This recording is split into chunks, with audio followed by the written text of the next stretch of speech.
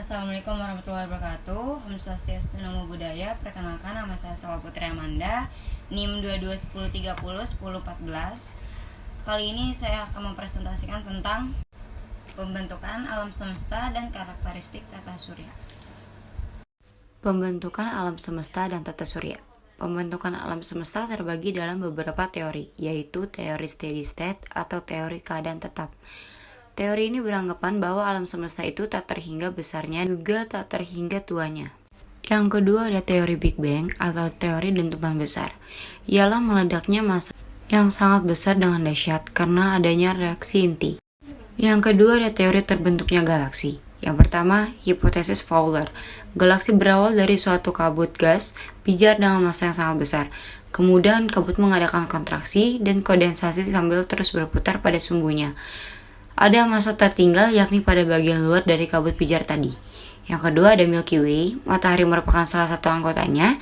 Jaraknya sekitar 2/3 dari pusat galaksi hingga ke tepiannya. Macam-macam bentuk galaksi seperti spiral, elips, dan tak beraturan. Ketiga ada tata surya. Terdiri dari matahari sebagai pusat, benda-benda lain seperti planet, satelit, meteor-meteor, komet-komet, debu, dan gas antar planet beredar mengelilinginya. Teori terbentuknya tata surya. Menurut Nebula by Laplace tahun 1796, tata surya berasal dari proses kondensasi atau menggumpal kabut materi berwujud materi, campur gas, dan debu yang berukuran jauh lebih besar dari ukuran tata surya.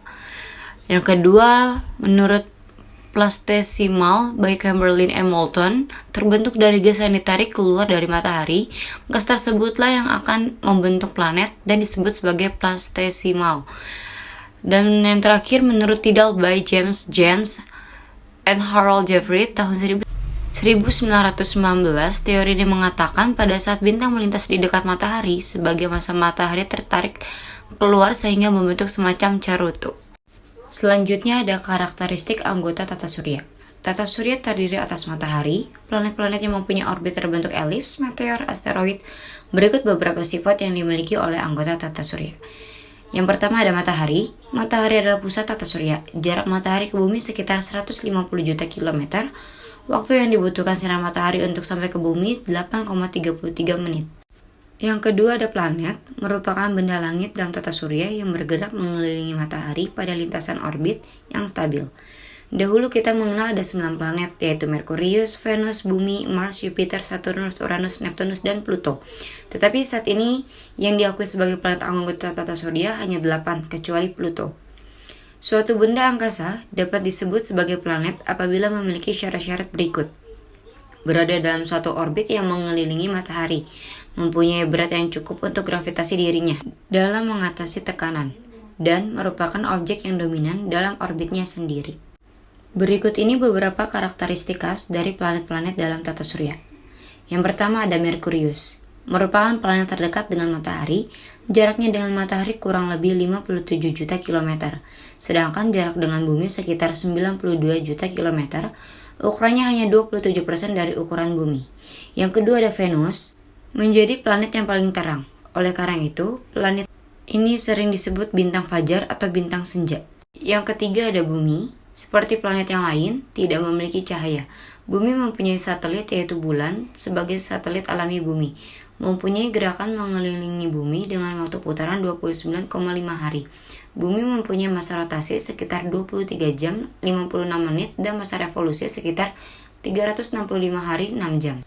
Yang keempat ada Mars. Planet Mars adalah planet terluar paling dekat dengan bumi. Planet ini memiliki diameter kira-kira 6.800 km atau sekitar setengah dari bumi. Masa rotasi Mars adalah 24 jam 37 menit dan masa revolusinya 687 hari.